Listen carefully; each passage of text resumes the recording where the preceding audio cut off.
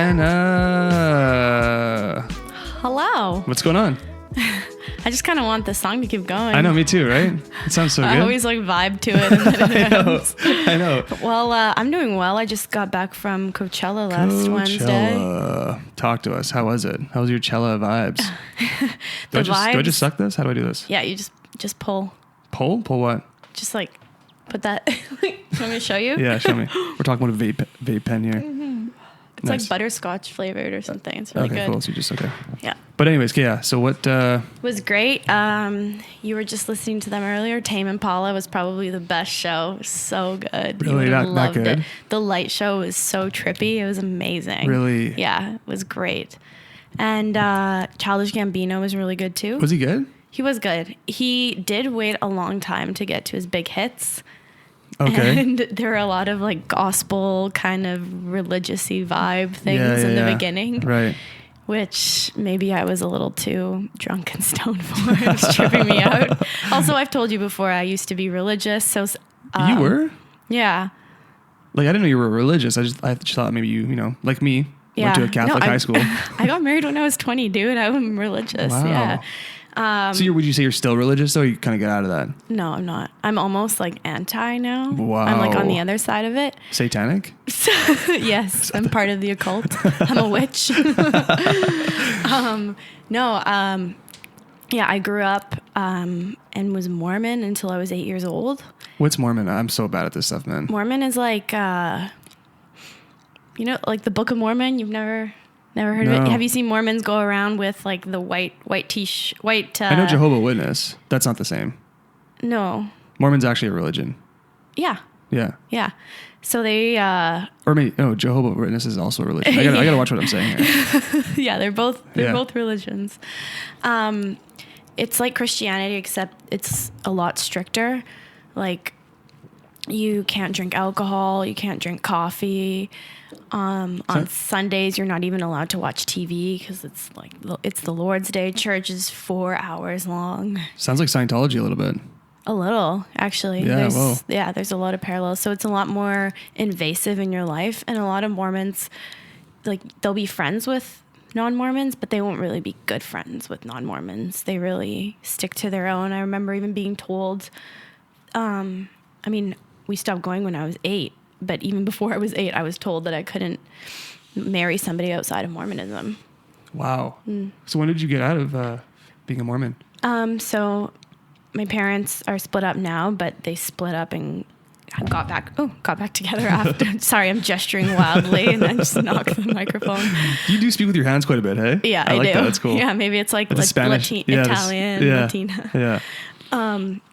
Yeah, so they, when they split up the first time, because my dad is the one who got my mom into it, my mom stopped going, and when they got back together, she was like, yeah, I'm not going back. We're back together. Yeah, I only believe in that for him. Yeah, we're not, yeah, she's just like, yeah, I only believe in that for him. Yes, pretty much. So then we went to a mainstream Christian church. Yeah, mainstream. Yeah. Yeah. But I feel Christian it hits. was yeah, exactly.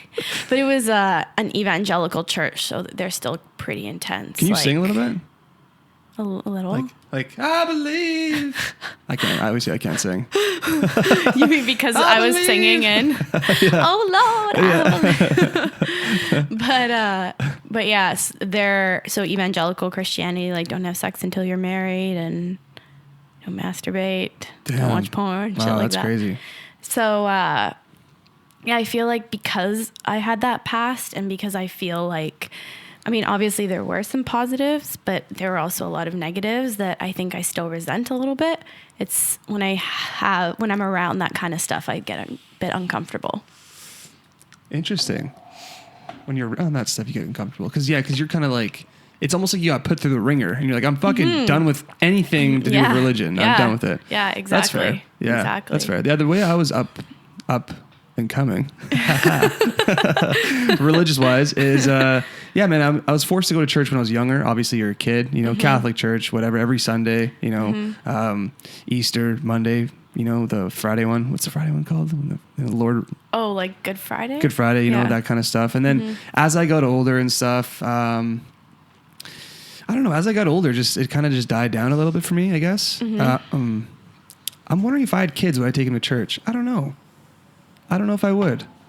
I believe in God, though, for sure. I do. I believe in God. You know, I believe in there's a being out there that's looking down on us. You know, there's so many things that happened in my life where I wanted it so bad, and it's happened, and you can't tell me that's just a fluke. Yeah, I don't necessarily believe in like one God, like the biblical God, but I'm not an atheist. No. I think that things do happen for a reason, and things are connected in some way, and that there's a big picture that we can't see, but I don't feel like we can possibly know that, right, what it is. There's this philosopher I really like called Alan Watts. He was trained as an Anglican priest, but also knows about like dabbled in like Zen Buddhism and Hinduism. And so he brought a lot of like Eastern philosophy to the West. And there's this one analogy he gave that I really like, that our perception is dependent on our level of magnification. So if you zoom in close enough to the cells in your hand, they're miles apart and they don't seem like they're connected in any way. But if you zoom out far enough, they're all a part of your hand and they're all working together towards a purpose. Whoa. And I really like that. You know, who knows, like the different planets in the universe could be like the cells in our hand. And if you zoom out far enough, they're working together and connected in some way. Weird. So that's kind of what I believe. Yeah, I like it. That's fucking sweet. That's awesome. Okay, so you just got back from Coachella. Yeah. And how was that? Start talking about the meaning of life. So get started our podcast here. Yes. It was great. Yeah, like I said, the shows were awesome. It was fun to... Let me ask you a couple things here. I've been twice, and I was so pissed I didn't go this year. So pissed. You see all these pictures, and you know, it's so weird. This is the only year where I didn't really have like much of a... Like leading up to it, I was kind of like, I'm going to be okay missing this. Like, who are these artists, right? I didn't really know the headliners too much. I mean, obviously I know them, but I didn't know them. Like, where I was like dying to see them. But that you weren't like listening to them on the reg. Yeah, exactly. On the reg. And that's something people say, right? Yeah, they do. Yes, they do. But then like the videos start to come out, and you follow like, you know, your favorite influencers on Instagram, and like, you know, these people are there, and it's just like, fuck. The FOMO set in. God damn it, man. The FOMO set in, and I was just like, how much is a ticket? And so, honestly, here's the God thing again. I was like, I really want to go. I really want to go. Like, this is happening. Some guy messaged me on Instagram. He messaged me. He's like, hey, dude, like, do you want to go to weekend, or do you want to go to Coachella tomorrow? I'll give you my ticket for $200. Really? Sorry, 2 tickets for $200. Holy. And I was like... I'm kind of down. Yeah, I'm kind of down. Gotta come crash with me. I was like, yeah, I got to find flights and I got to make this happen. This is something that could actually happen. I didn't end up going, obviously, because like, you know, I'm broker than a broke man. But yeah. Anyways, back to your Coachella experience. So yeah, it was great, but the thing that kind of overshadows it is something that happened on the last day. Oh no! Some crazy shit I alluded to earlier, and we said that we'd save it for the podcast. Oh yeah, that's what you're talking about. Yeah, what is that? What happened? We were at Gucci Gang. Gang. Yeah, and I was on an edible and drank quite a bit. Okay. You know. Edible, hey? How was that at Coachella? It was good. Did you feel like you're walking around with like an ankle on your weight? A little bit? Like a weight on my ankle? Yeah. And I'm the sober one. Yeah. God damn it. I did a couple hits of the good stuff before. I'm a tank. I'm fine. You are a tank, dude. You are. Like, seriously, I'm like, you're going to smoke that whole joint before the podcast? Holy fuck. No, not the whole. Oh, Jesus. Oh, okay. So anyways, what happened? So, we were dancing to Gucci Gang, and suddenly I see the person beside me fall to the ground. And I immediately thought that she was ODing or something. And I'm a nurse, and I was there with another nurse and a doctor. And we rushed her aside, and I thought she had OD'd until I saw a pool of blood start forming around her head. So what ended up happening was they had these lights set up in the Sahara tent. Do you remember? Oh, I remember the Sahara tent, yeah. And so they had these like balloons filled with lights that were, would light up, coordination to the music kind of thing. And I guess one of the balloons, it was really windy, and one of the balloons popped, and the light inside fell and hit her in the head. What? Yeah. So from the top of the ceiling, Yes. the balloon popped. Yeah. A light fell down And smoked her in the head. Smoked her in the head. This huge gash in her, Like, on her like head. You could see it? Yeah, you could see it. It was pouring blood, like literally pouring blood. And this guy, like a few guys whipped off their shirts, so we used that to, try and stop the bleeding. But I honestly, when I first saw her, I'm like, she's dead. Wow. She's dead. Wow. And this is coming from a nurse. Yeah. On edibles. Yeah. So 3 intoxicated health professionals went to her side and helped. And the thing was that the tricky thing was getting somebody to go and get the medics. Like everybody was just frozen. Yeah, for sure. Especially at Gucci Mane. Yeah, and people were trying to yell to the stage like, stop the show, something's happened. So I booked it to the medic tent and got them because they only needed 2 people really, like to look after her. Mm-hmm. And I let my like inner like vicious side come out, and I was like, get the fuck out of the way. Mama like, Anna came out. And I was so shocked that I didn't hear anything about it the next day. Like nothing in the news about it. Of course not. And we looked it up on Reddit, and she had had ended up having brain surgery, a skull fracture, and she's conscious now. Like, thank God. But yeah, Jesus, man, so crazy. So that's how it ended off. And then we tried to go to a show after, but it was just hard to. It was hard to have a good time. Yeah, because I was just so worried about her because she was very close to death. Yeah, was she super young? She was 19, yeah. Damn, dude. And Coachella doesn't they don't how they fuck that up? I know, right? That's scary. Dude, I'm telling you right now, my fear, I have many fears. Many. a bit of a pussy. But one of them for sure is I always I'll have a nap and I'll look up and there's a fan right there. That fan can fall right on my head when I'm sleeping. I've totally had that thought before. I always have that thought. Always. I will not stand underneath something that's crazy, just that could fall, a light. I thought there might have been a terrorist attack when I first saw it too, because whenever I'm in the States, I'm afraid that there's going to be a shooting or a terrorist attack. Right. I know it's crazy, but yeah, no, for sure. I was looking around because that definitely flashed through my head that there was a shooting or something. Damn, dude. Damn. Yeah. That's crazy. So it kind of ruined your trip, though, a little bit. It didn't ruin my trip, but it's just not something that you see every day. Yeah. It just kind of stuck out, Mm-hmm. But also I feel like it gave, I had a PTSD flashback because, I was a labor and delivery nurse back in Edmonton. Mm-hmm. I was talking to Joey about this, actually, how I don't think that it's my nature to do that work because I'm too maybe creative and sensitive to do it. Mm-hmm. So when shit hit the fan and a baby and mom's life was at stake, I could muster up the what I needed to do what I had to do, but it exhausted me and took it out of me because I was freaked out. But then I would see another nurse who would almost get energized, this is why I'm here, for situations like this. Yeah. And almost get a weird high off of it. I would just get drained. And I remember just coming home feeling like I had just climbed out of the trenches. Yeah. Yeah. Well, that's kind of why you're, transferring careers. Yeah. Right? Yeah. Because it just, it wasn't right for me. But seeing that in that moment made me realize, I'm not cut out for it. Yeah, dude. Fuck, that is crazy. Some people have, people wear capes in different fields, and it's just how it is. Totally. You have a cape in some field where just, And I totally admire. Yeah. Of course. I really, really admire it. Save lives, man. Yeah, I know how draining it is. Yeah, for sure. But I think other people handle it better than I did. Yeah. For sure. Fuck. Any positive stuff from Coachella? Like I said, the shows were amazing. Tame Impala was amazing.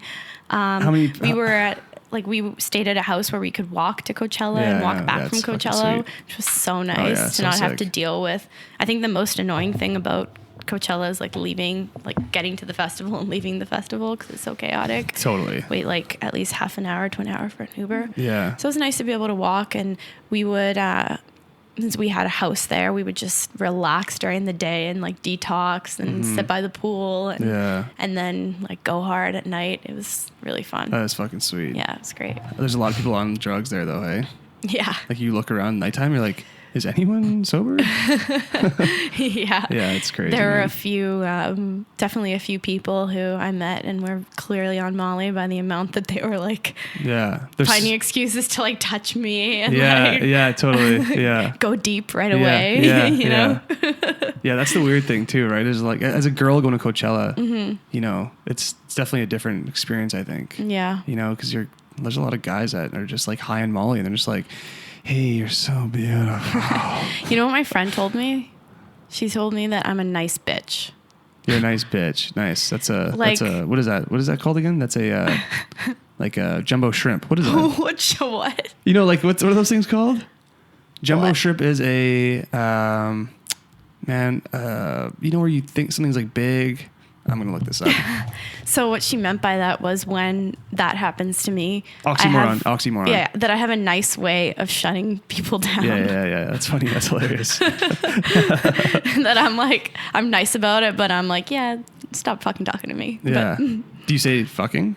No, I don't say that. I'm saying that's the vibe you give off. That's the vibe I give off, right. But in like a nice way. Yeah. So like, how would you do it? Let's say someone was approaching you right now. Like, oh my God, Anna. Or no, they don't know your name. I just like laugh. I'm like, oh, that's nice, but I'm going to go now. Like, do you ever just point to a random guy and say it's your boyfriend? That'd be my excuse, I think. Like, oh, this is my boyfriend. No, I just said that I have a boyfriend or that I'm like, oh, that's nice, but I'm good. I'm good? Nice. That's so nice of you. You're so beautiful. I'm good. Thanks. Or I'm like, oh, that's nice. I'm going to go with my friends now. Bye. Nice. That's hilarious. The fake laugh. I love it. Oh, that's nice. Bye. Yeah, I just like. Is she even real? Yeah, I just like weirdly giggle. Yeah, totally. Run away. Yeah, I mean, when you go to Coachella or any kind of music festival, you know, you get approached by people. And it depends. It honestly depends on where you're at mentally. Like there's sometimes where I'm like, fuck yeah, bring it on. I love people, obviously, right? So I'm just like, yes, let's all come together. Let's all have fun together. That's my problem too, is that I like people. Yeah. And then I end up giving people the wrong impression because I'm like, I don't want to like have sex with you. Yeah. I just thought we were having a nice conversation. Yeah. You know? That must happen a lot for you. A little bit, yeah. See, as a guy, like my perspective is a girl like likes me. Do you know what I mean? Like girls are never like, oh, I just want to fuck you. Like that doesn't happen for me. It's just like they're more like they're into me. Like they're like people have thought that for sure. Yeah. Like, oh yeah, like do you have a just because I'm nice? Yeah, totally. You know? Yeah, for sure. That's hilarious. A nice bitch. So Coachella was out of 10. What would you give it?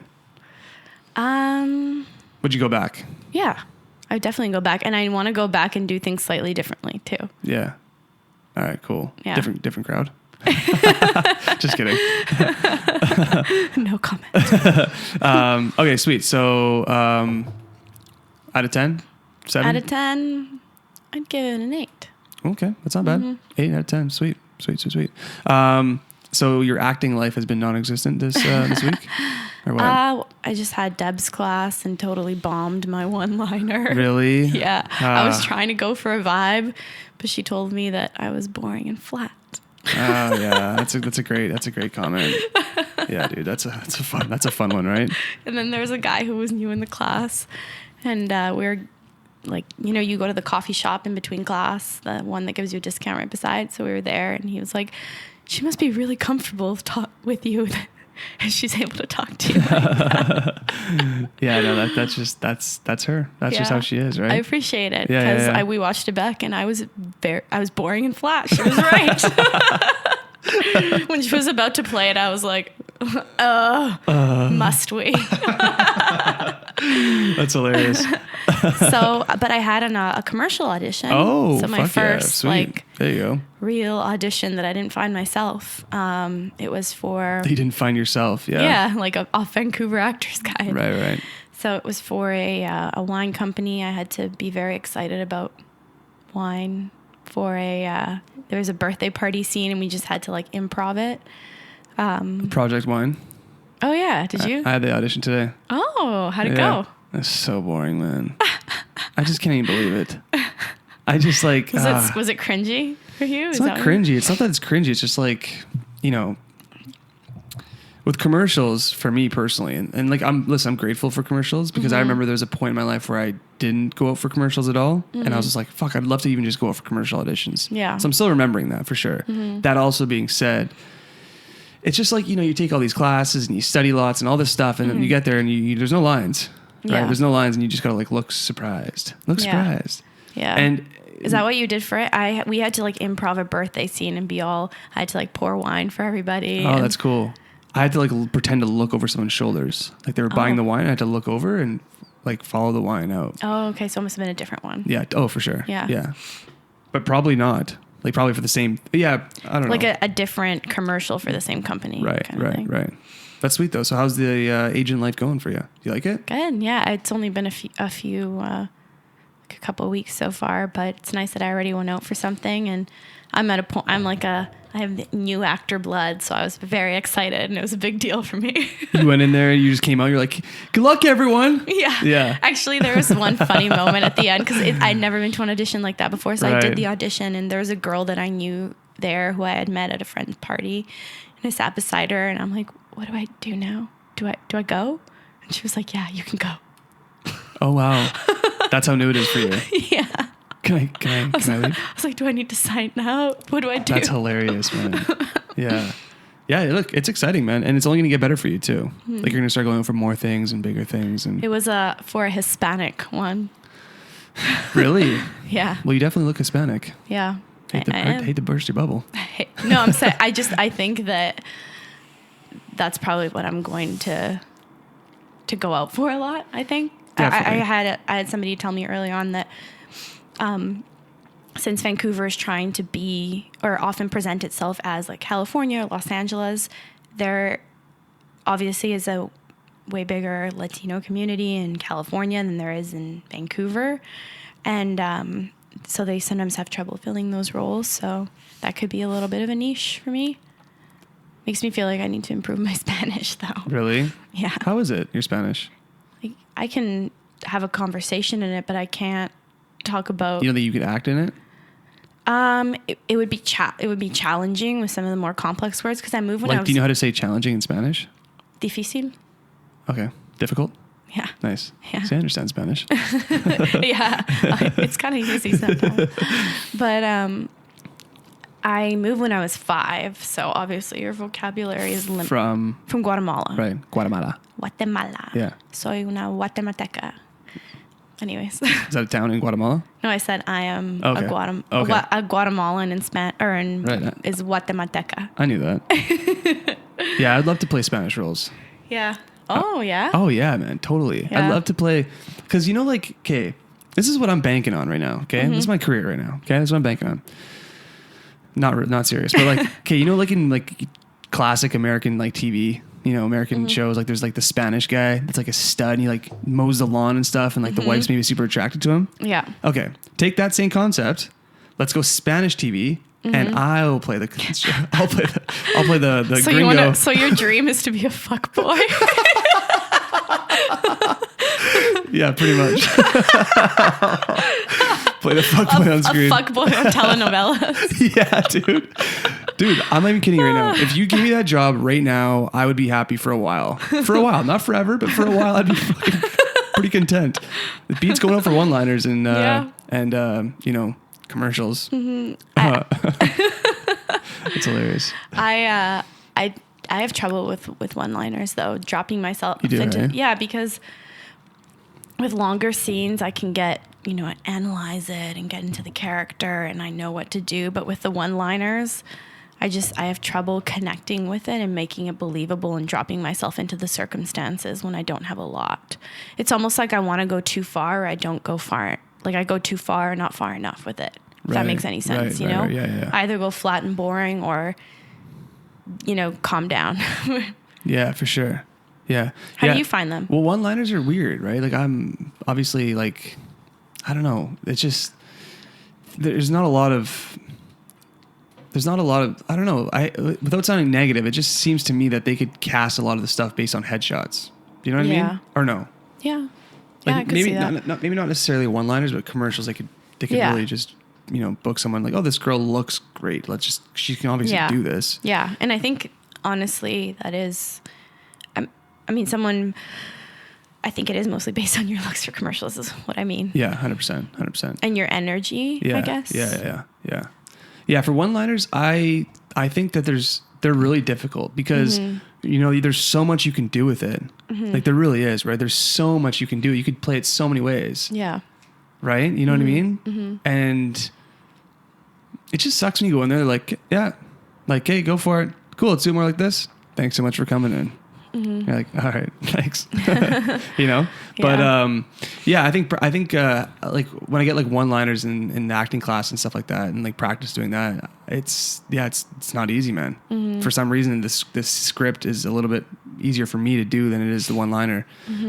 But yeah, I don't know. I think it just comes with practice. Yeah. This is the way I see it. I see it like as like, you know, basketball players, how they play crazy basketball and all this stuff and whatever. And then all of a sudden they get a foul and they have to take a free, you know, the oh yeah. You know what I'm talking about? Yeah. Free shot. I don't know. We're both bad at this. I don't know anything about sports.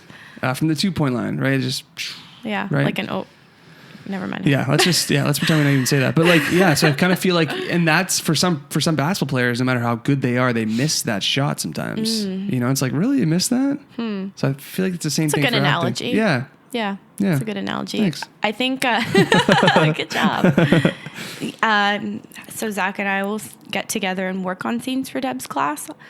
I think that we should try and find one-liners and work on those. If you and I both struggle with those. Yeah, I agree. Yeah.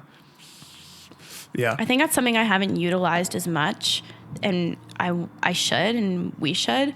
Having friends who are actors and not necessarily just practicing when you're going to class, but getting together with friends and doing shit. I don't know why I don't do that more. Yeah. Yeah, it's important to just, honestly, man, it's important to just surround yourself by just actors. Yeah. You know what I mean? Like, that's something that I'm learning a lot, too.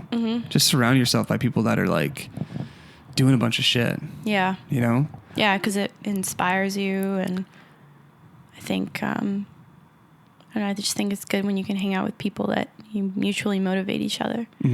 So now that you have an agent and stuff, are you not, like, going on, like, you know, doing free stuff?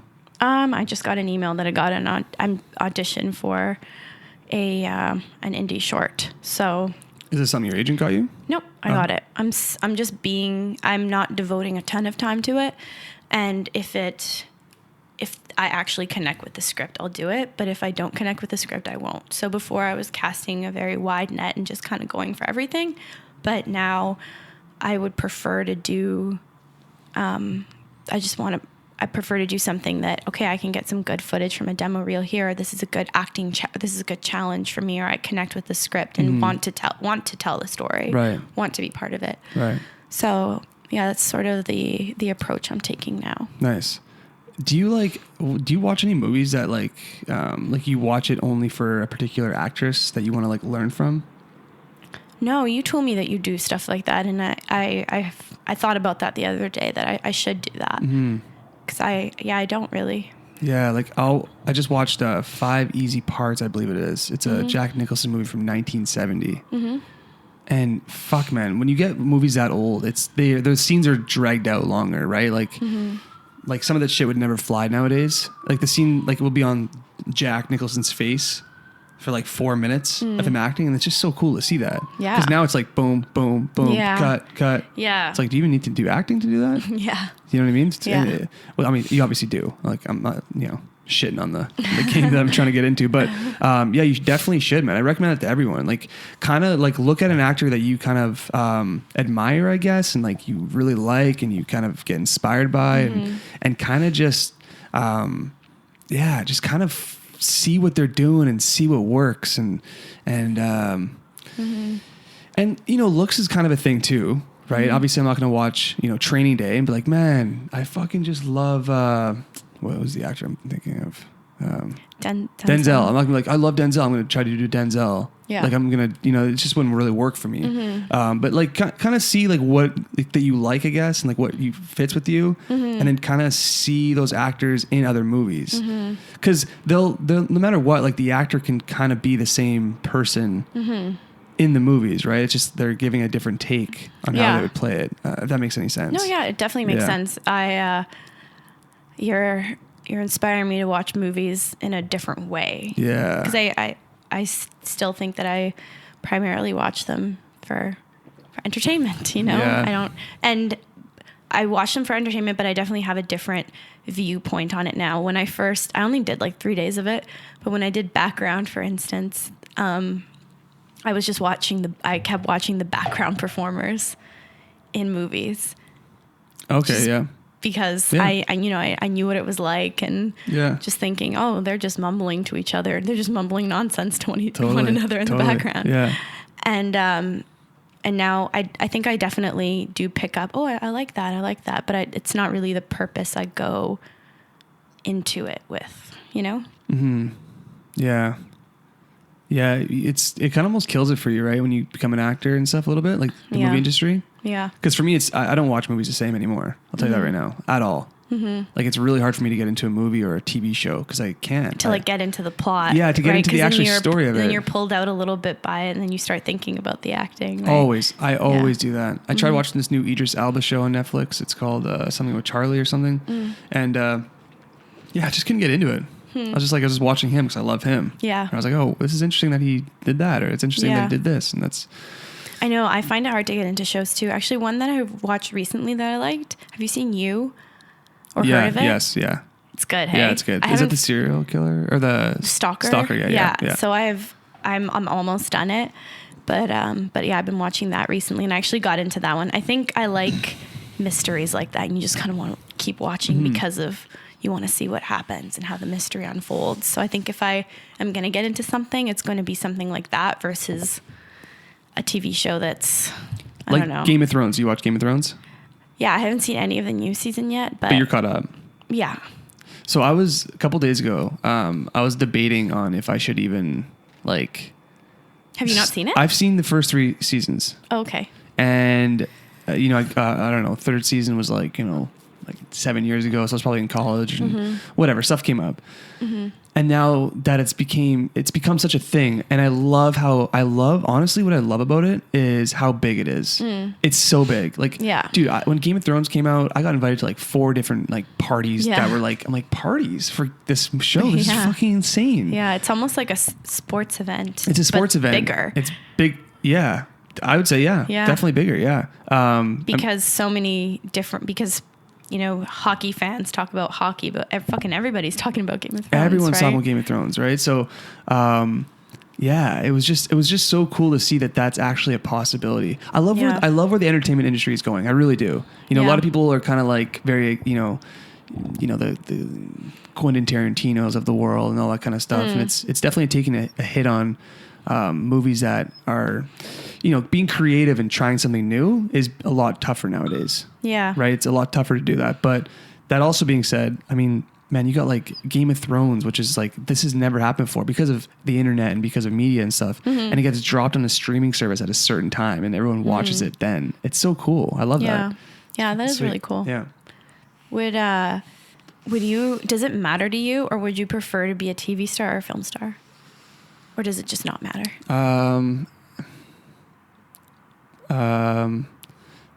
Thing is being a film star nowadays is different than it was.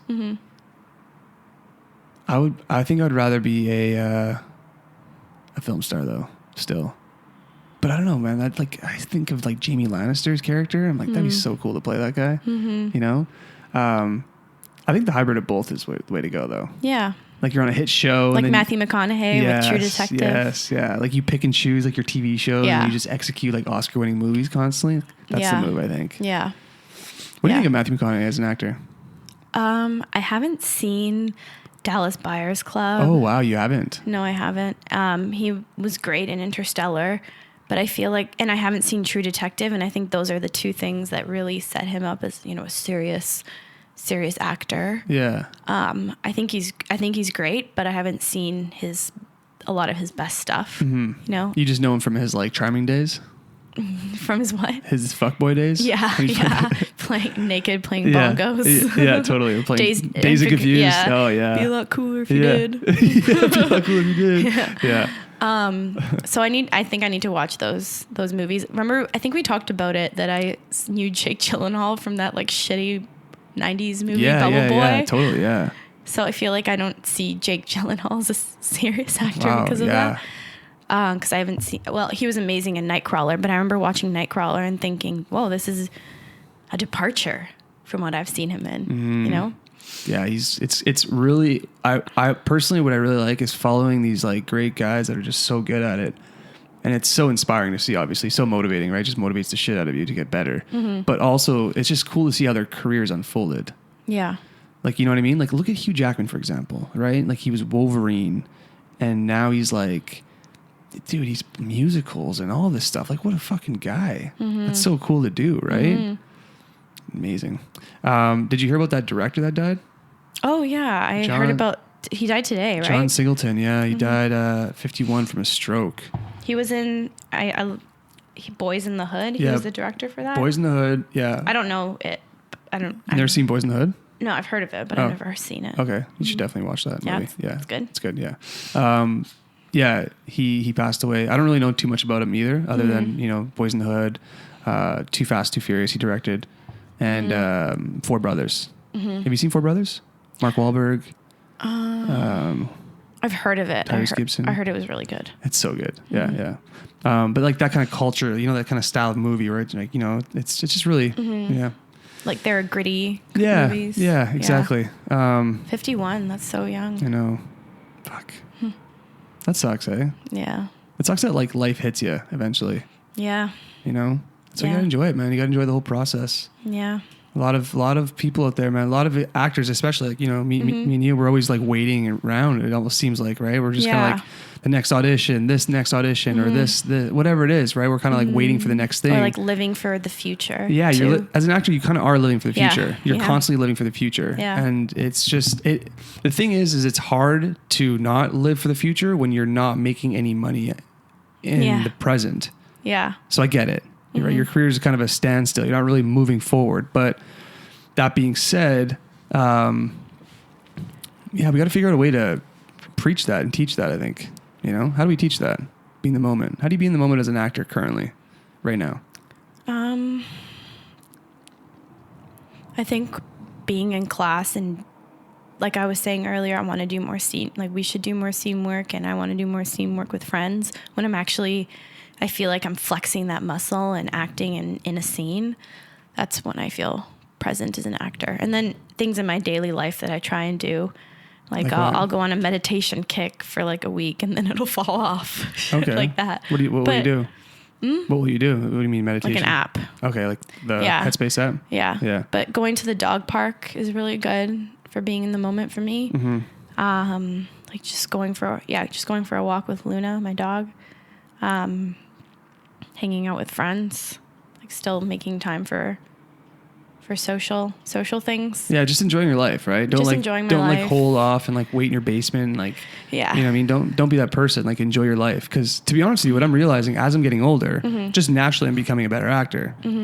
Because you're getting older, like you're just becoming more wise as a person. So like maybe you know yourself more, right? Yeah, I think just really knowing yourself is the move, and I think the only way to get to actually know yourself personally is by living your life. Yeah, going through breakups, going through makeups, So I think a lot of actors sometimes sequester themselves off from that.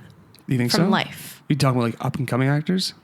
Like you talking about the new people? Yeah, some people. Yeah, some people that I've met, only live in the acting world.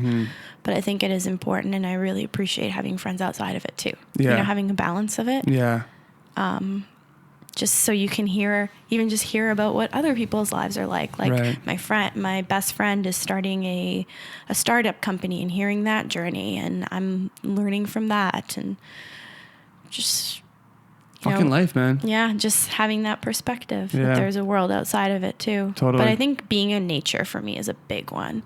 That's why I love living in Vancouver, like going for hikes, and I really like stand-up paddle boarding, and I've been running a little bit more now. Right. Yeah. What about you? How do I stay in the moment? This. Having this podcast is keeping me pretty sane. Yeah. You know, having some kind of, I have so much energy right now. At this like age. a mission. Yeah, it's like a little mission. Like, hey, how can I make this podcast That's true. It is for me too. Yeah, yeah. And when we're doing the podcast, I feel I feel like this is like therapy for me and you. Yeah, totally. Like I was excited. I was like, nice, Anna's coming over. I was like, should I clean up? Like, you know what I mean? This is like, I was excited though, right? Yeah. You know what I mean? It was cool. And I think having little missions along the way that have to do with the original goal. Do you know what I mean by that? Like, see, we made a podcast about acting. It's associated and related to exactly acting. But it's like mini goals outside of it, essentially, which is fucking sweet. Yeah Dude, we're on the right track, I think. Yeah It even gives me the purpose that I used to get from studying, like in university. So because you can always be studying more. And with the podcast, like looking things up for, you know, what we're going to talk about, and always sort of mining my experiences to like, oh, I should talk about that on the podcast. Even when I was flying home from Palm Springs, I watched this documentary. I'm like, I want to talk about this on the podcast. It was a documentary on how Facebook affected the election in the States. And crazy shit happened. Like, so people in Russia associated with the government would create these like fake Facebook accounts where they were Joe Schmo from Middle America, you know, supporting Trump. Exactly. Yeah. And make these fake websites like here, I'll pull up some examples like Protect Liberty, shit like that, you know? Give me that vape. He's jonesing.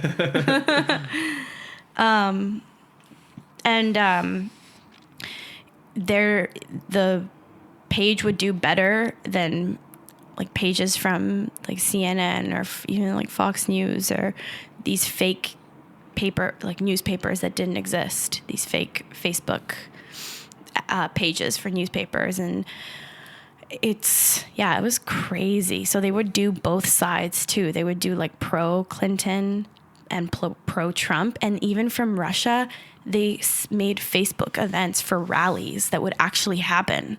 Like there's going to be a rally for Trump wherever, and give the date, and people would go. Wow, that's so fucking crazy. To a rally organized by a fake American who's actually a Russian. Wow. Isn't that crazy? Was the verdict of the documentary, did they like that Facebook needs to take more responsibility for it and not let all of this fake news spread? And well, I was listening to this or reading this, probably listening because I don't read anything.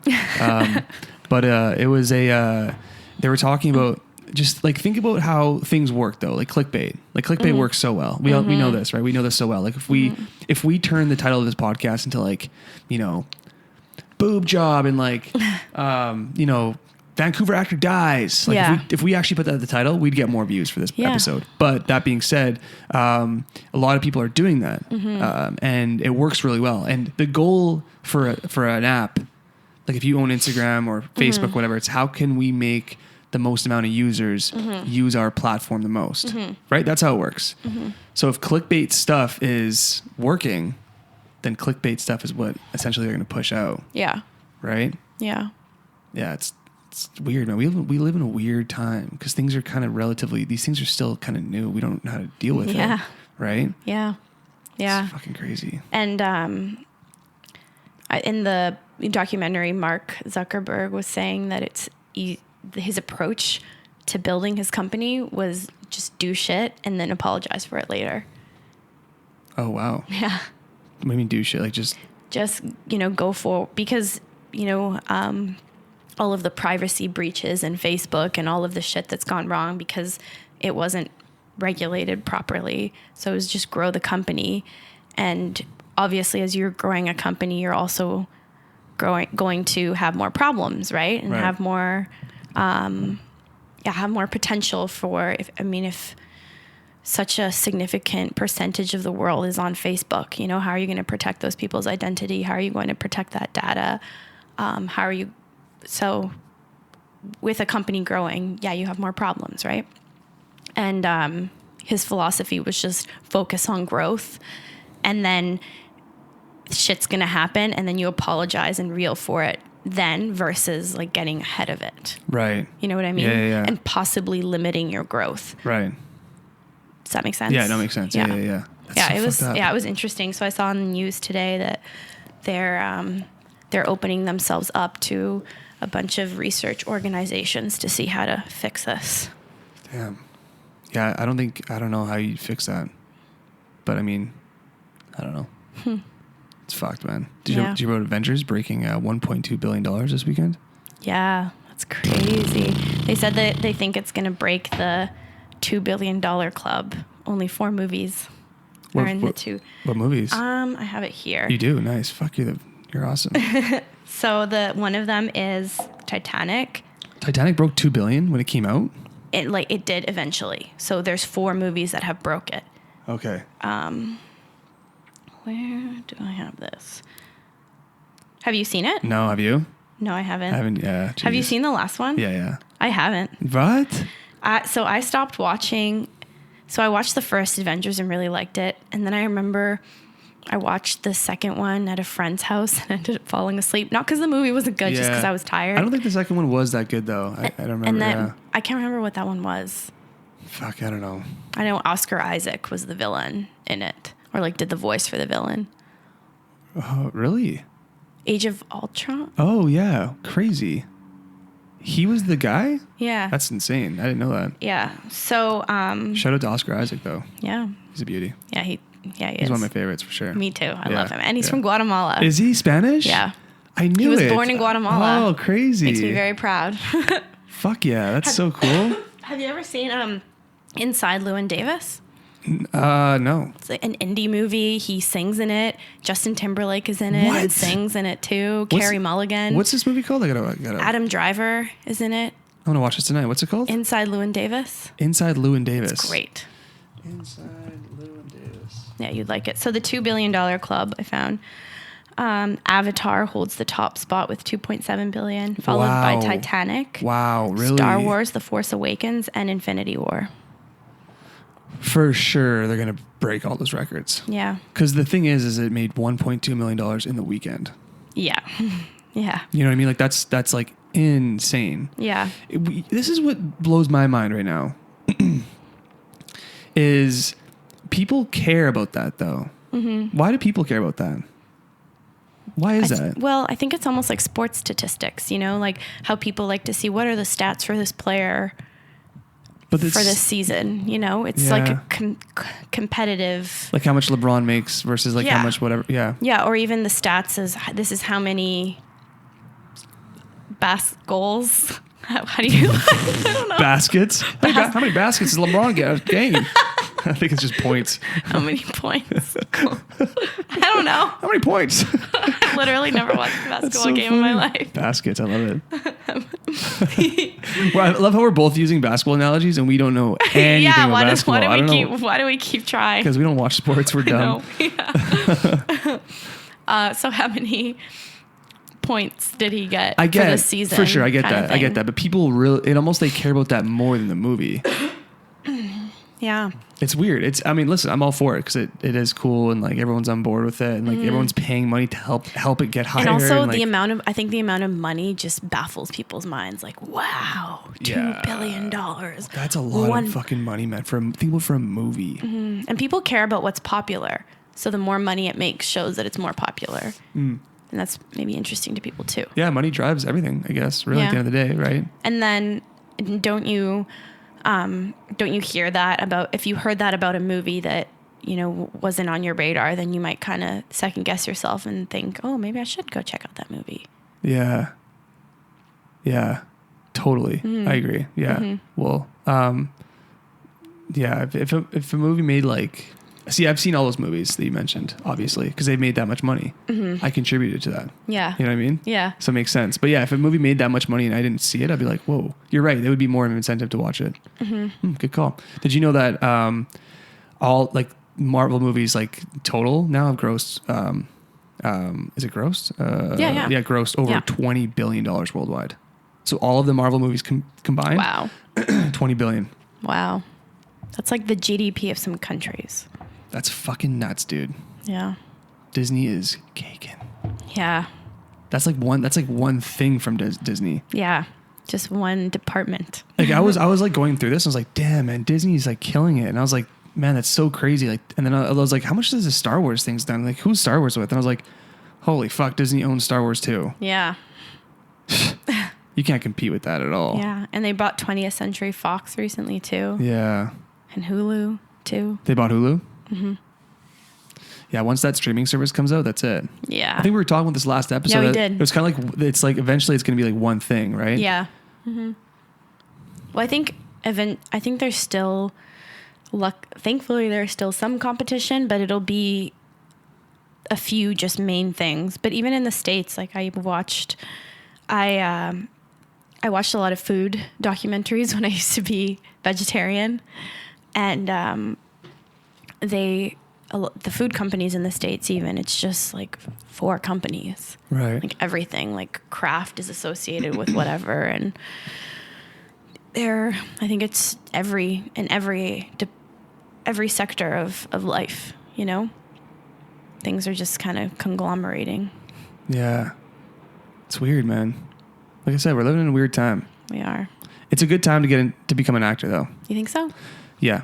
There's just so many projects being filmed. There's just so much going on. So more content equals more opportunities. More content, yeah, more opportunity. And honestly, man, like I can film something on my new iPhone and it looks fucking great. Like if you gave me a great story, we actually put some time and effort into it, we could make something that could like change someone's life. You could get to that point now, right? Why do you think we don't do stuff like that? Because the thing is, personally for me, I spend a lot, like hundreds of hours, man, editing, creating sketches. Mm-hmm.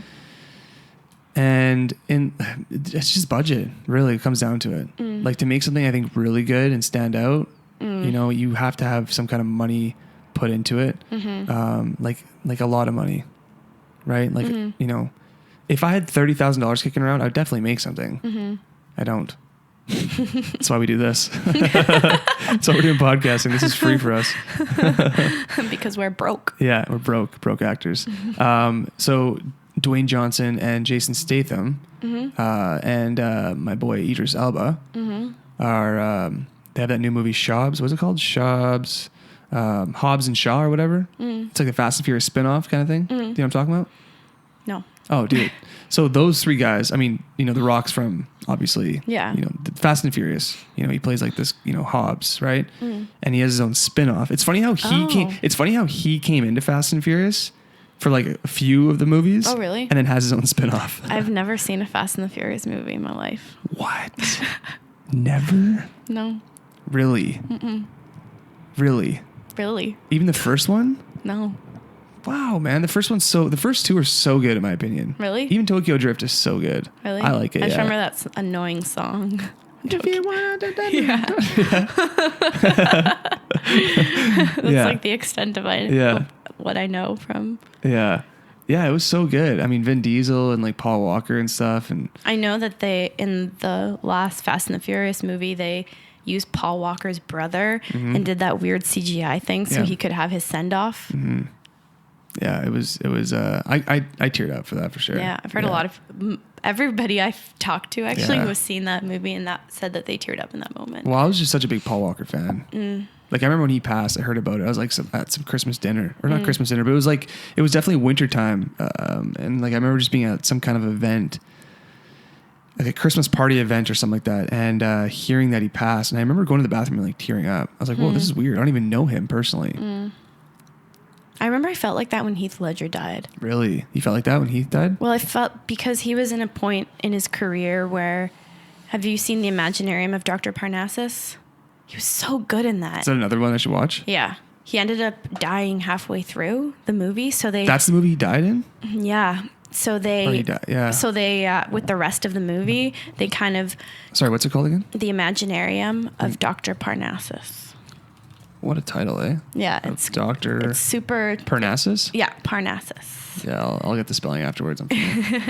It's a weird, like whimsical, trippy movie, but they had a bunch of other actors. It's in this fantastical world, so they made his character sort of like a shapeshifter. So Johnny Depp was him at one point. Colin Farrell was him at one point. Like all of these actors sort of finished the movie for him.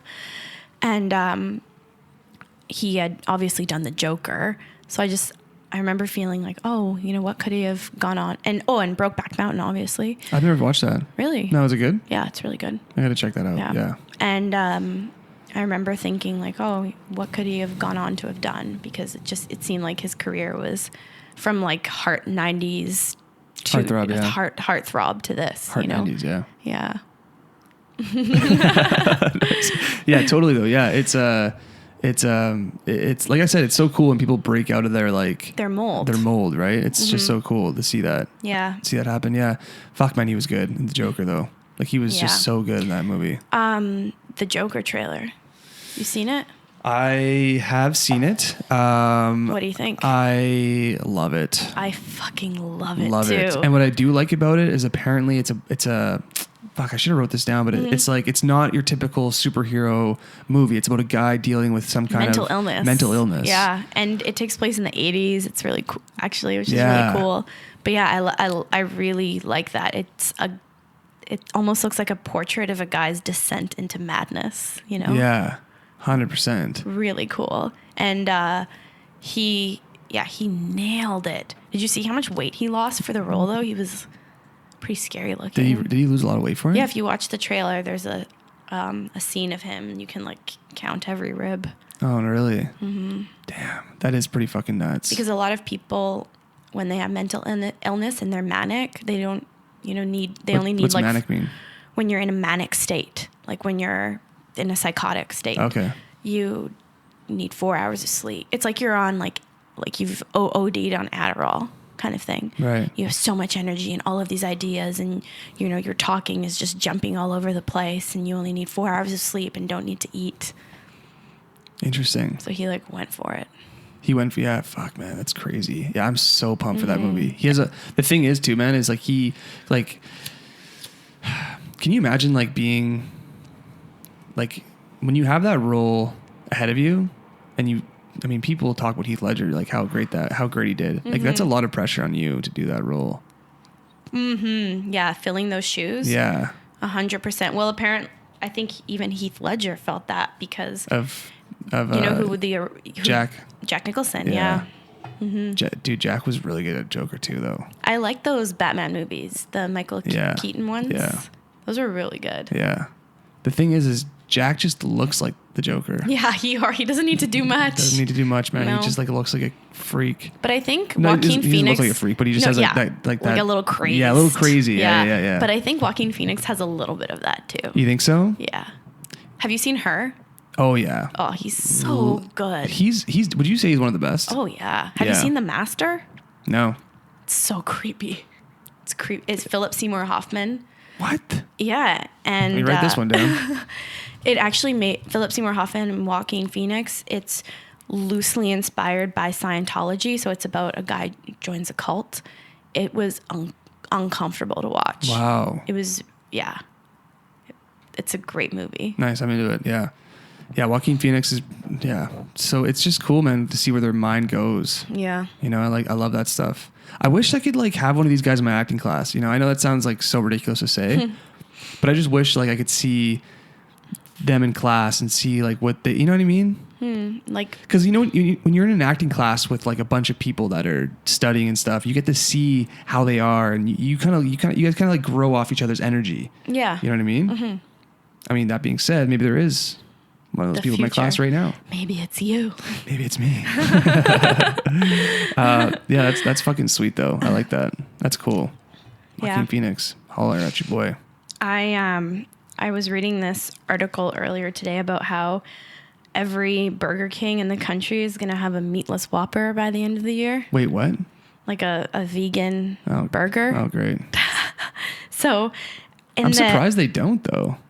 Yeah. It's a little late, dude. Yeah. I mean, CBD burgers are coming out now. CBD burgers? Yeah. Have you heard about that? No. Yeah. They're putting like CBD on like burgers and like milkshakes and stuff. But you have, my problem with that would be. Oh, I have a lot of problems with this. No, you do it before you eat.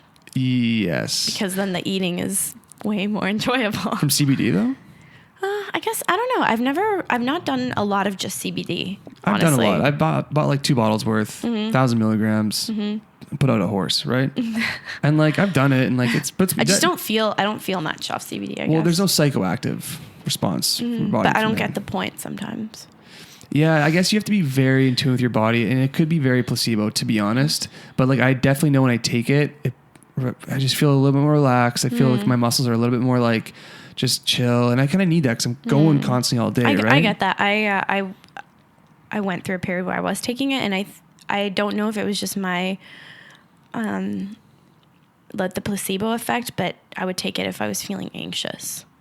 And it worked? I don't know, or if it was just me. Oh, because I took that and I feel like I did something to address it. I don't feel as anxious anymore because I feel more in control. Mm-hmm. Like I did something to address it. Right. You know? Right. But the argument is if it's working, it's working. Yeah, true.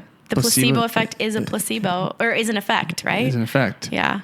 So when I was reading this article, it took me down a rabbit hole. They're developing lab meat, and they think that this is going to be hitting grocery stores in a couple of years. What's lab meat? So you culture cells from animals and grow meat in a lab. I'm going to throw up. Why? Really? Why? So would you eat it? I don't know. It sounds like it's like I'm going to eat like a robot. I'm going to eat like an artificial. I mean, I already are, but like, I don't know. It sketches me out. So that's hamburger from I'm showing him an image. Hamburger from a store, cultured meat. And it looks like a shot. Beef. It looks like it's in a shot glass. But it looks the same, really. And so what do? You just...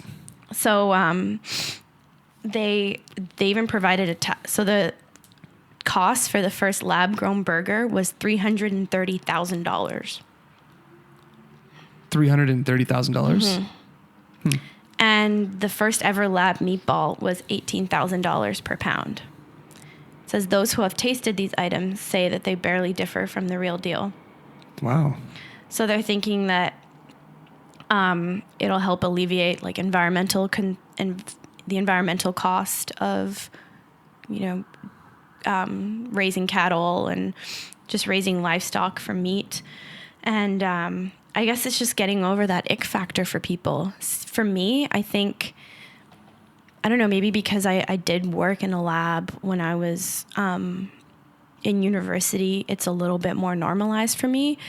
And I guess you're growing meat in a sterile environment versus like, there's so much bacteria and shit that you have to kill with antibiotics with live meat. So does it gross you out? Does it give you that ick factor? At first it did. And then you kind of explained it a little bit more and I was like, oh, it's actually not too bad. Yeah. And it's maybe what we need to do to address the environment going to shit. Yeah. Right? I'm kind of down for anything to do to me too. help with that situation for sure. Me too. And that's why I was a vegetarian for a little while. Yeah. A big reason for me was the environment. But then I don't know if I didn't do it right or it's not natural for the human body, but I did not feel well.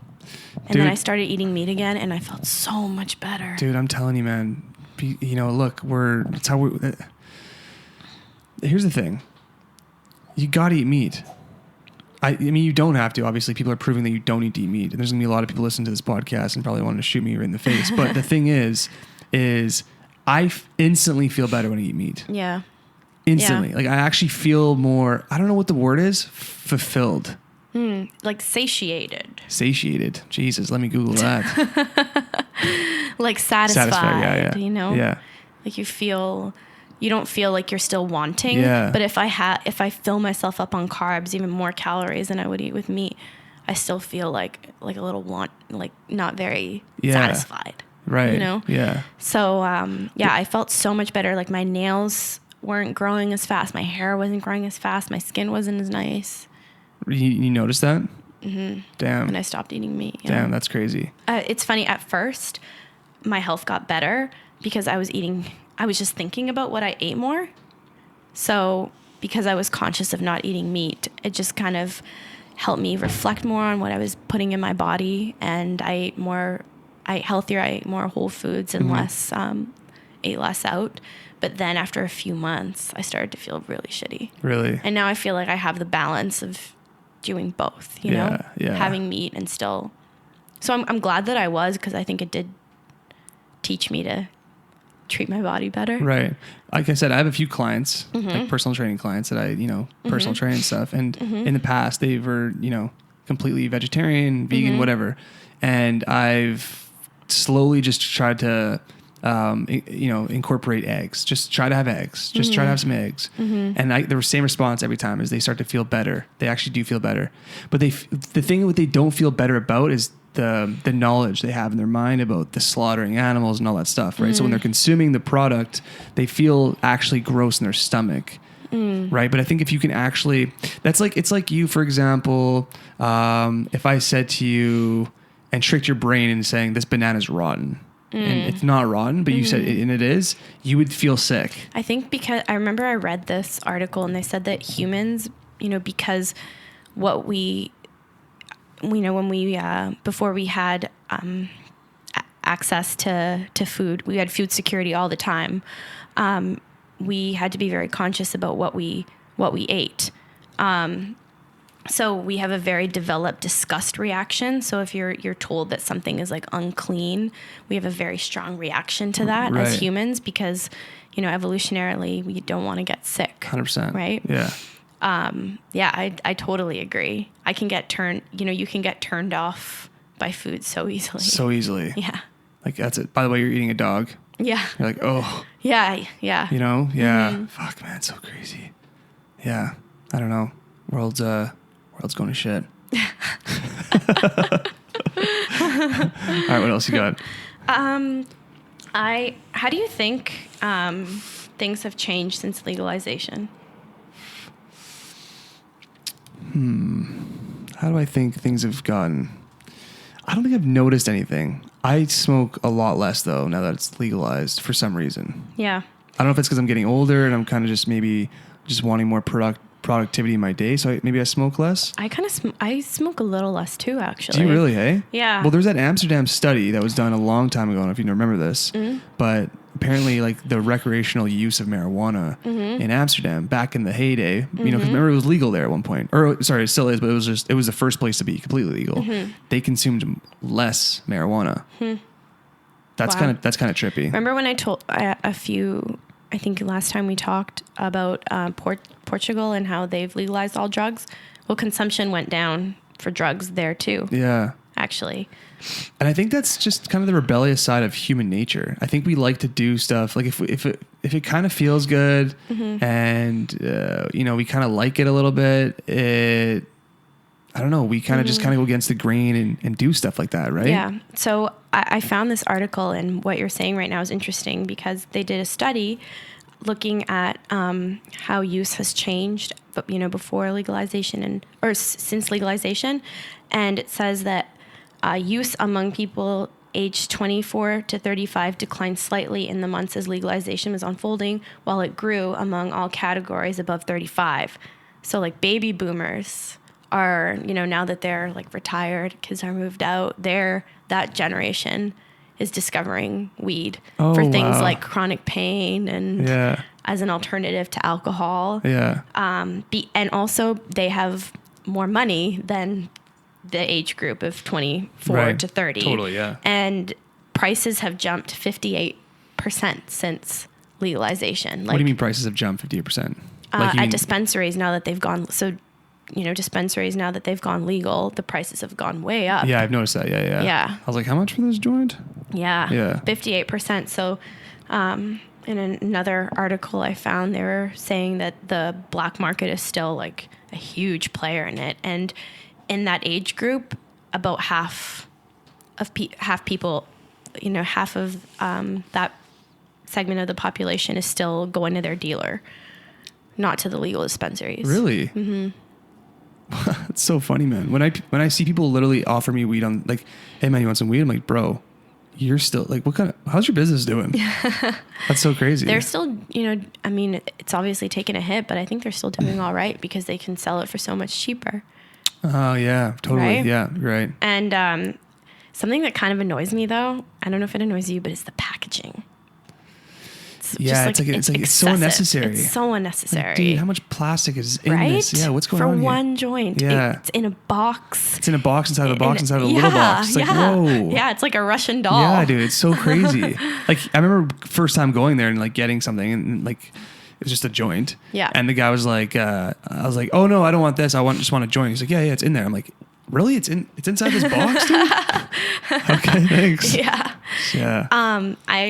I went the other day and I didn't want to carry all of the packaging. So I like, oh, can I just give you the box? And they said I couldn't unwrap it in the store. I had to wait till I went outside. So weird. So weird. My thing is CBD oil. So I was pretty, like I was going and getting CBD oil. This is why I've stopped. I was going and getting CBD oil for, from the dispensary for so long before it was legal. See, in Vancouver, for people listening to this that are not in Vancouver, we've had dispensaries here for so long. Yeah. Right. I was so surprised when I came from Edmonton, actually. Yeah. I'm like, it's been pretty much de facto legal here, I think, pretty for much. a while. Yeah, pretty much. And it's just, I used to buy the CBD oils like maybe $20 for like thousands of milligrams and stuff. And it was awesome. And it was just like, it kind of kept me, it was just like what I liked to do, I guess. Right. On Fridays and Saturdays, I'd, maybe watch a movie or something like that, have some CBD oil, relax. And whether it works or it didn't work, it felt good. And now for that same bottle that was $20 is like $200, dude. Yeah. $200. Wow. Like I can't afford it anymore. So it's like, okay. That's crazy. Yeah. I don't know. It being legal has not done anything in my mind except for like a lot of unnecessary packaging and a lot more expensive. Yeah. Yeah. Fuck.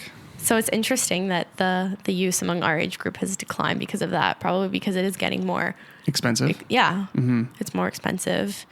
And do you think that it being illegal was maybe a little bit of an attraction to that age group? 100%. I was just saying that. It's a little like we had like this rebellious side to us. Yeah. Like we were young. We're like, 17, 16. We're just like, oh, wow, you have some weed? Like this is crazy. Yeah. Right? But now it's kind of, now it's just, it's like this plant. Yeah. Right? It's kind of like whatever. Yeah. I don't know. It's crazy. You got anything else there? Those are my big ones. Coachella has hit you hard. Coachella has hit me hard. Oh, by the way, it was your birthday yesterday, so happy birthday. Thank you. No worries. Should have mentioned the beginning of the podcast. But. Yeah, Jesus. So we're both from Edmonton. Edmonton had to cancel its Pride Parade this year. Why? Because of drums. What's that? So last year at the Pride Parade, there was a group that halted the parade, like made it, stood in the way of it and wouldn't let it go any further. And they had, they demanded that the RCMP, the military, and the Edmonton Police Service, like they wanted them to be banned from marching in future parades. So, I guess there's been a lot of pressure since then, and they've just ended up canceling it altogether. Damn. Yeah. That's kind of sad. It's kind of, it's just sad. I mean, I'm sorry to get political here, but now that the Conservatives are in Alberta and they're canceling the Pride Parade, it's like it's exactly what you would think from Alberta, really, kind of. Yeah, right? It's kind of sad that the NDP and that more like progressive wave in Alberta, it seems like it was a blip. Yeah. Yeah. And now it's kind of. Do you think that the economy doing so poorly has an influence to that? People kind of like want to go like back to the basics, or like they're kind of like reminiscing on the past a little bit. Yeah, maybe it's definitely a factor. Yeah, I think that might have something to do with it. Yeah, but I think I don't really agree with banning the RCMP military and police services because isn't that counterproductive? The police were adversarial towards LGBT groups back in the day, and now isn't this supposed to, represent reconciliation and that they support LGBT rights by marching in the parade? Yeah. I don't think it's a good trend. I don't think so either. I think this is what I think personally. I think, and this is something that I've experienced in my real life too. And I just see it with everyone is the world is always constantly changing, right? The world's constantly moving. We're always progressing. We're always going in one direction, right? I think if you kind of go against the grain, like when people start to go against the grain on certain things, it's not a good move. Do you know what I mean by that? Like you mean like halting progress? I just mean, I remember, I'm just going to take like my life experiences because they're that's all I know. But I remember like starting Instagram. Like I was one of the first people that I know that of my circle of friends or whatever that really pushed on Instagram as a business, right? Like, you know, personal training, and then I did comedy sketches and I made money off this stuff, and it was cool, right? But from the outside, people looking in, I was doing some crazy stuff.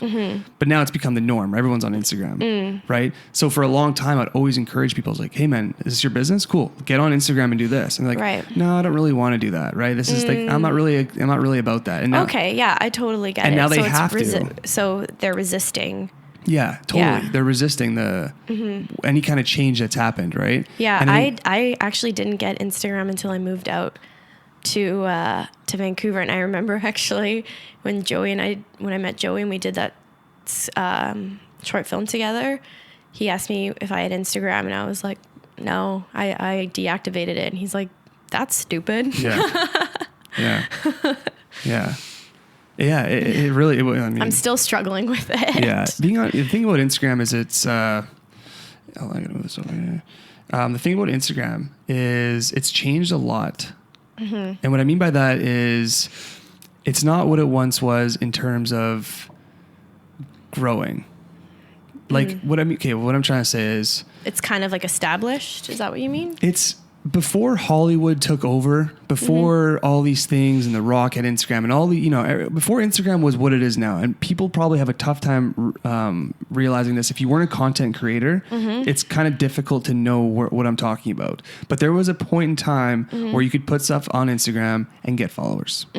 Like easily, like no problem. Do you mean it was less saturated? Less saturated for creating content. Okay. Like no one would put. That makes sense. There was no like Instagram stories at the time, but like no one would really post. And if they did post, it'd be maybe like them and their brother. Like posting just themselves for a lot of people was very weird. It's so weird for me. It's still so weird. Really? I always have a little bit of anxiety when I post. Really? Yeah. I'm trying to encourage you. That's why I'll mostly do stories because I'm like, whatever, it'll be gone in 24 hours, you know? Or you'll see some people that put stories up now and they're like, you know, kind of find it funny, might delete it later. It's like, it's delete a story. Thought I look cute, might delete later. Yeah, totally. But yeah, it's changed so much. And the big change is everyone started to realize how beneficial it was. I still struggle with what is the point of, I mean, now that we have the podcast, it makes sense, but what is the point of it for me? So for example, let's say you got a guy named Charlie listening to this podcast right now, and Charlie likes us, and Charlie wants to follow your journey as an actor. Thanks, Charlie. Yeah. Charlie's a beauty, right? That's what your Instagram is for though, essentially. Right. Or is it like a business card? It's kind of like a business card. Yeah. It's kind of like a business card. It's kind of like what, you know, like, oh, who, like you could actually, and this sounds kind of like, I don't know the word, but, what's the word? I'm wordless today. But it's shallow. But like you could definitely see someone be like, oh, I know what they're about just by going to their Instagram account. Like you can kind of see what their kind of like their vibe is. Yeah. Are they cocky? Are they insecure? Are they this? Are they that? Are they into the gym? Are they into dogs? Are they, do they like to hunt? Whatever it is, you can kind of see what someone's about in like 9 photos or less. You know what I mean? And granted, it's kind of how you market yourself, and you can kind of make yourself seem any kind of way through Instagram. But yeah, you're right. It's like a business card of who you are. You know what I mean? So it is super important to have. Yeah. You know, and I think it's super important to have as an actor. I really do. Do you think it's important to be actively growing it, or do you think just... Well, I gave up. Yeah? I gave up mine, yeah. I've lost... Since I've stopped comedy sketches, I've probably lost 20,000 followers. Really? Maybe more. Maybe less. And how many did you have at your peak? 70, like just under 70. Really? Wow. I mean, how many of them are bots? I don't know. Yeah. Right? There's a lot of, I mean, I ran this app once that kind of deleted bots and stuff. And when you delete bots, you know, the number goes down and all that kind of fun stuff. But I think if you just stop trying to grow it, because now to grow it, you have to actually be someone. Does that make sense? Yeah. Like before you could physically grow your account and kind of slip your way into like being kind of like a celebrity a little bit. And now it's like that can't happen really as much. It's about, it's Do you more. think it's because celebrities have jumped onto it? Yes. It's because Hollywood took over it. Yeah. Like Hollywood's on top of Instagram. Even with YouTube, I know that there's a lot of like original content creators on YouTube who are kind of pissed that now like The Rock has it, now Zac Efron has it, Will Smith has it. Yeah. Because you're right. They're going to have a built-in audience just because people want to see Will Smith versus the content. Exactly. Right? Yeah. So it's less content driven. Yeah. And more brand driven or, celebrity driven. Yeah, it's 100%. It's going back to the celebrity days, right? Yeah. Like I'm telling you, man, if Kim Kardashian came out with a vlogging channel tomorrow, it would crush all the vloggers. Actually, so Prince Harry joined Instagram and he broke the record for reaching 1 million followers, like in the shortest period of time. It was a few hours. Yeah. So, you know what I mean? Like that's... Yeah. But also that being said, it kind of puts you where your spot. Well, the thing is, there's two things here. There's the people that started Instagram like myself that have like, when I meet people, they're like, oh, you have 50,000 followers. And I'm just like, yeah. I guess, and just nowadays when I say that to people, it just seems very weird that I would have that, right? But because I used to make these, comedy sketches back in the day, and like, I remember actually when I first met you guys being like, how do they have so many followers? Right, yeah. Who are they? But there's people out there with like, like 14, 15 million followers. Like we're talking about the big content creators that used to make like sketches and stuff. And now, like, if you look at them, I mean, personally, I have, their numbers are not going up. Because it plateaued. They've just like, it stops, right? Because they're not like, why do you have so many followers? Like, what is the reasoning for that? Because that's what it is now. Are you an actor? Are you a singer? What's your deal here? Why do you have so many followers? You can't just be, I don't think you can just be necessarily a content creator anymore. Again, this is just my opinion. I think as a woman though, you can slide right in there as a woman. I mean, there's a lot of butt. Oh, you're talking about IG models. Yeah, that's a different thing. That's a different thing. Being famous for being hot. Yeah, that's, and all power to you, man. Yeah. Yeah. I would feel personally, just because of who I am, just so uncomfortable. Yeah. Yeah. I mean, and that's how it is though, right? There's some people that are very comfortable in their own skin and they're okay with putting stuff on Instagram. And there's a few accounts that I follow and I'm like, man, this girl's just like full on real, like to the camera and stuff. You know what I mean? And again, all power to you. No, totally. Yeah, that's fucking awesome. And most of these people are, you have to understand this, like most of these people on the gram have their own business being ran because of this, right? Like I'm talking about even like millionaire status. Wow. From just being who they are. That's what's kind of cool about the internet too, is like you can kind of be who you are and make a living out of it. Yeah. Which is what we're trying to do with this podcast. Yes. Yeah. Cool. Let's wrap this biatch up. Anna, any last words here? Well, what do you want to? Homework. Let's give each other some homework. So what was the thing again? What do we do? What do I want to learn in a week? Or I think for me it's going to be the one-liners. Oh, practice in a week. Yeah, finding a way to, develop a quick method to get into those circumstances. I'm struggling with that. So figuring that out for me. Yeah. Mine personally this week going into it, this week is I want to be able to, it's so funny, man. When I read a script, I'll read a script, right? I'll read it and I'll kind of okay, this is kind of how I would do it. And then I would go to class or whatever. And it's it's kind of boring or whatever it is. I want to go loud. I want to make decisions that are just so out there and stuff and I want to stand out that way. I want to be fun, not boring. And I really want to push the gas on that a little bit more. Really go for it. Yeah, really go for it. Cool. Yeah, sweet. Okay. Thanks so much for listening, everyone. Thanks for listening. Appreciate it. And follow us on Instagram. Yes. UCPod @UCPod. And we'll see you guys next week. Thanks, guys. Bye-bye.